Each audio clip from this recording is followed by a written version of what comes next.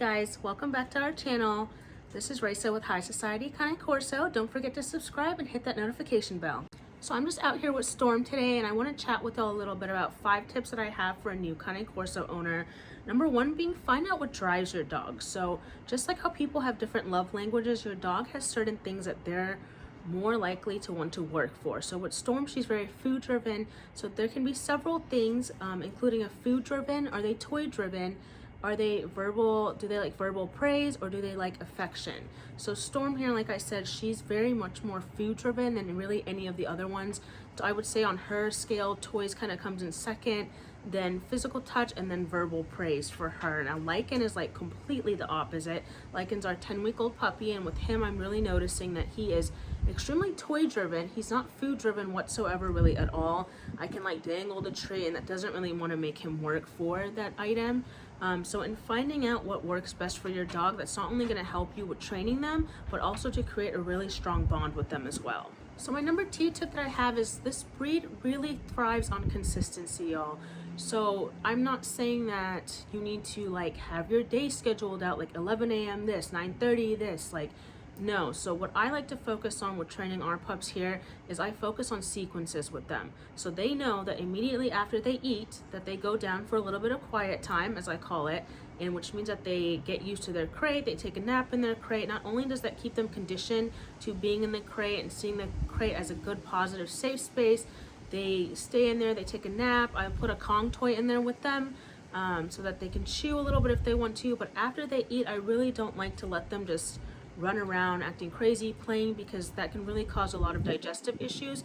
And this breed, especially large breeds, can be more so prone to bloat. So also to touch on that point of consistency with them, that means also keeping up with their training on a day-to-day basis. Now, a lot of people choose to take 10 minutes of pure concentrated time, and they work with the dog on like 1 or 2 traits during that time frame. I kind of like, especially because this is a working breed, once they know the commands, like Storm here fully knows all of her commands. So once they know that during the day, because they're a working breed, I like to activate their mind throughout the day. So if I walk to the kitchen, I tell her, Storm here, Storm sit, Storm stay. So that's not only helping her practice those skills throughout the day on a daily basis, but it's also keeping her mind active.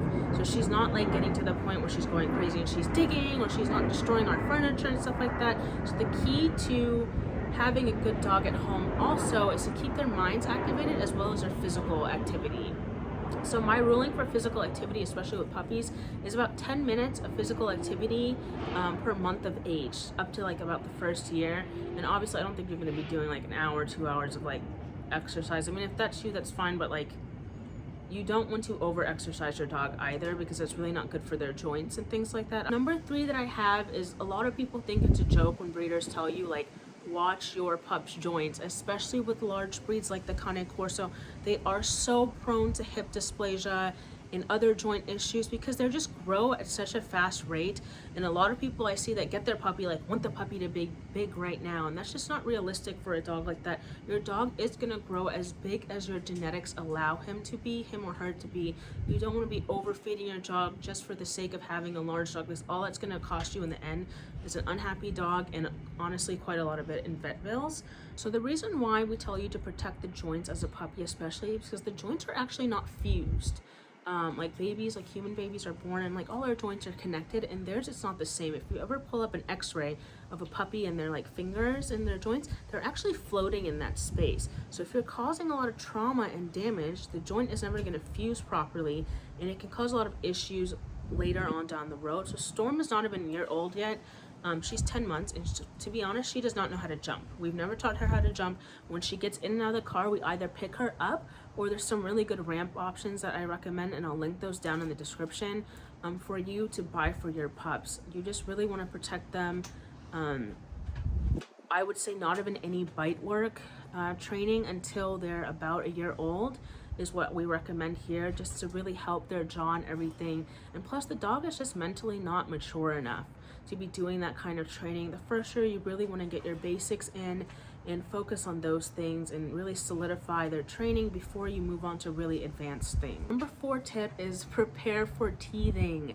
Yes, your dog will chew things. We have had several puppies but none of them have gone through so-and-so the chewing phase of destroying furniture, destroying shoes. We really keep an eye on that, and the reason why we don't have that issue is because you have to give them toys and things to direct that teething onto. So here's her Kong toy. This is what worked really well for her. Excuse it, it's so dirty. She's been playing with it out in the yard.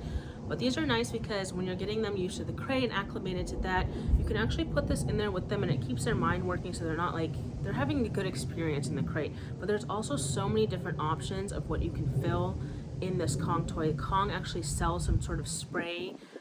I like to use sometimes peanut butter, apples, whatever. I have a whole list of stuff on our Instagram that you can go look up of stuff that's safe to put in the Kong and different Kong options. So if you check that out there, then you'll have a lot of things, ideas to do with it as well. But this helps her. She only chewed this. This is her second one. So she had one that was smaller. This is the Kong, I think double XL one, and she really has yet to do any damage to it, and she's had it for a while, so it's great for Cane Corsos. Here, fetch. Good girl. The number 5 tip that I have is socialize, socialize, socialize. Please socialize your dog. So a lot of people have this misconception that socializing, and that's based on like human nature. It's like, if I'm gonna go socializing, I'm gonna go meet with friends, I'm gonna go like, you know, be on the town and stuff. And so it's not exactly the same for the dog. You want the dog to be in several situations, or multitudinous of situations essentially, where they're getting used to that situation. That doesn't mean the dog is overly friendly. Again, this is a guardian breed. Their innate nature is not to be overly friendly with strangers. It's just not. It's not for the dog to be friendly. It's for the dog to, in any situation that you're in, to be nonchalant about the situation, to be able to ignore it. So I actually don't take Storm to the dog park. I have a few times, but what I do is I walk her around the gate, so that way she's not going to be reactive to other dogs coming up to her, other dogs barking to her. Same thing, when she was a puppy, we took her a bunch to Home Depot, the park. We still take her places just to get her used to different sounds, different people. And so that way the dog can differentiate what is an actual threat and what's not. You don't want your dog to be going crazy at the delivery person delivering you yummy snacks and things like that. So yes, when somebody comes to the house, she's on alert. She will bark once or twice, but we're easily able to tell her, go to place, sit, stay. And she's really good about that, and that's kind of how you want your dog to be. Your dog should be always looking to you for direction and not honestly really thinking in their own mind what they should do next. And that's where the socialization comes into play. I've heard several horror stories about the Cane Corso that when the dog turned like 1.5, 2, something just flipped in the dog and it just kind of went crazy and would react to all types of situations, and that's just not what you want. And it, honestly, when after like reviewing with the person as to why that was, it came down to a lack of socialization, a lack of training in the dog. When you do have big dogs like this, y'all, it's really important to take responsibility of the animal and know that these guys here are powerful. They can really destroy things, they can destroy people, and it's very important that you do either send your dog for training, and even if you send your dog away to a board and train, please know that when they come back, you still have to work with the animal. You can't just they'll forget the training. It's kind of like, did I remember something that I learned in college math? No, because I haven't been working on it. And it's the same thing here with these guys. They have to have a consistent household where the training has gone into play. And like I said, it doesn't have to be formal, just an everyday Storm here, Storm sit, you know, with your dog helps them. Honestly, it's like a refresher course for them every day. With socializing, you can do other alternative things, and it's also socializing to household stuff. So when our dogs are here with us as puppies, we like run the dishwasher, we run the vacuum, you know, we take them next to the street so they can hear the cars going by. Socialization is not only their interaction with other people or animals, it's being socialized with the world around them as well. So also something that I do is I try to, if y'all have little ones and puppies at the same time, I try to schedule their downtime, which is where they're going in their crate and taking a nap around the same time my son here takes a nap.